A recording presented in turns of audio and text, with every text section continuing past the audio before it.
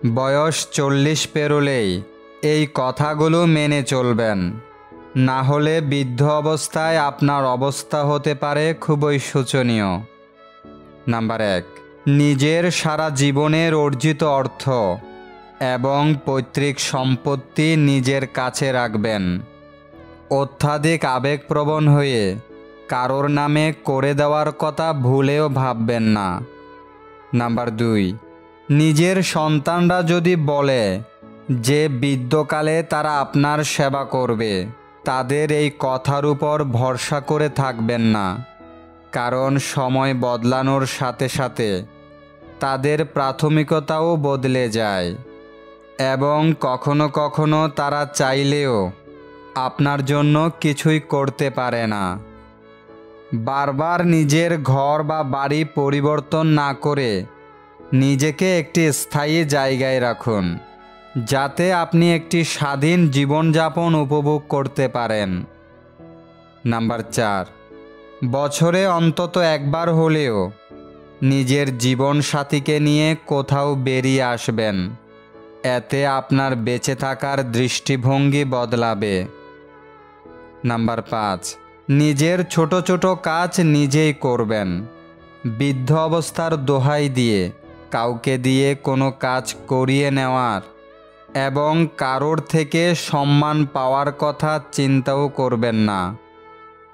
Number 6, শুধুমাত্র সেই সমস্ত মানুষদেরকেই নিজের বন্ধু সার্কেলে রাখবেন যাদের সঙ্গ আপনার জীবনকে প্রসন্ন করে তোলে, অর্থাৎ যারা আপনাকে সত্যিই ভালোবাসে।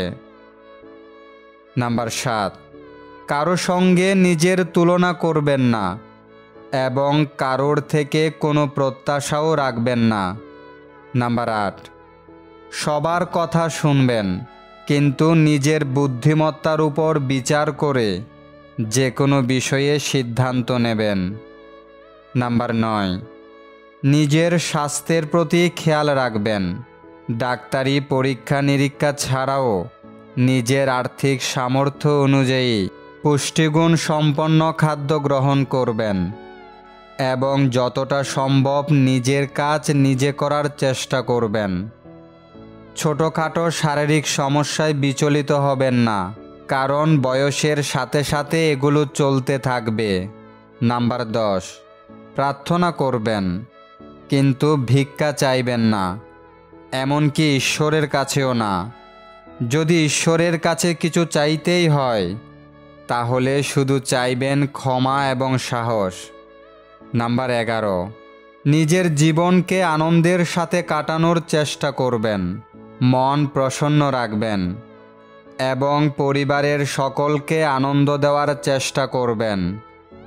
নাম্বার 12, যে কোনো খারাপ পরিস্থিতিতে ভেঙে না পড়ে তার সমাধান খোঁজার চেষ্টা করবেন এবং মানসিক চাপ মুক্তভাবে জীবন কাটাবেন। নাম্বার 13, জীবনে স্থায়ী বলে কিছু হয় না, নিজের চিন্তাধারাও নয়, তাই এই কথার উপর বিশ্বাস রাখবেন।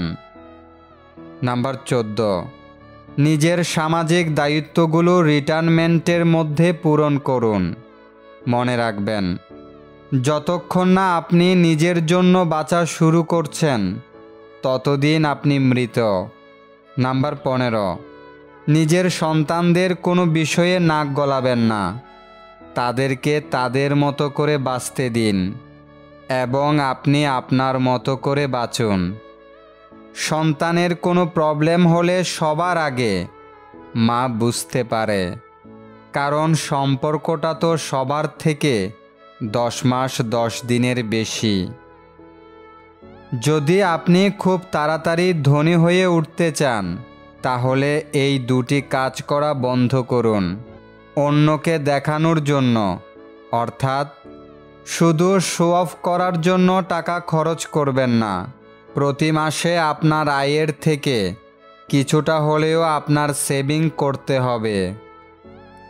যে ঘরে মেয়ের মা অনেক বেশি চালাক আর ছল জানে, সেই ঘরের মেয়েরা স্বামীর সংসার করতে পারে না এবং মায়ের চালাকির কারণে সংসার ভেঙে যায়। এটা প্রমাণিত। জীবনে যাকে খুব ভালো বন্ধু ভাববেন সেই বেশি প্রতারণা করবে, যাকে নিজের চেয়ে বেশি ভালোবাসবেন সেই অবহেলা করবে, আর যাকে খুব বেশি বিশ্বাস করবেন সেই মানুষটাই একদিন আপনার বিশ্বাস ভেঙে দেবে। উপরে ওঠার পথে যাদের সাথে দেখা হবে তাদের সাথে ভালো ব্যবহার করুন, কারণ নিচে নামার পথে আবার তাদের সাথেই দেখা হতে পারে। ছেড়ে যাওয়ার পর ভুল স্বীকার না করে বরং কাছে থাকার সময় ভুল স্বীকার করলে সম্পর্কগুলো অটুট থাকে। পৃথিবীতে দুই ধরনের মানুষের কোনো দাম নেই, ভালো মানুষ আর কালো মানুষ। জীবনে এমন একটা সময় আসে যখন দেওয়ার মতো উত্তর, বলার মতো কথা আর বোঝানোর মতো ভাষা হারিয়ে যায়। তখন নিজেকে খুব অপরাধী বলে মনে হয়।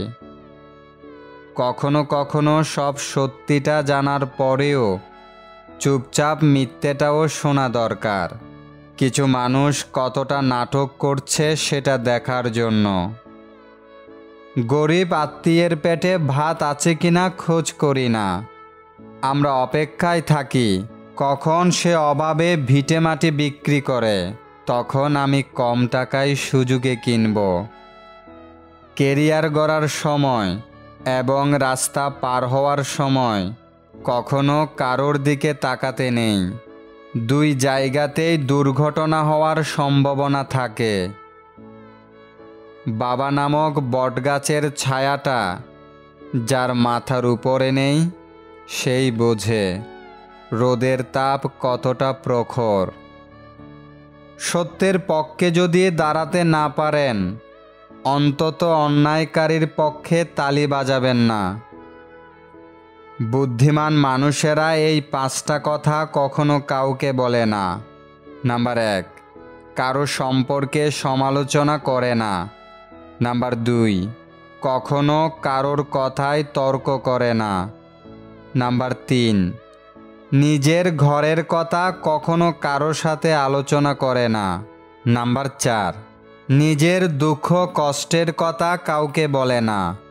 নাম্বার 5, কখনো কারো সাথে চিৎকার করে কথা বলে না। নাম এবং বদনামের মধ্যে পার্থক্য হলো, নাম নিজেকে অনেক কষ্ট করে অর্জন করতে হয়, আর বদনাম মানুষ আপনাকে ফ্রিতে দিয়ে দেয়।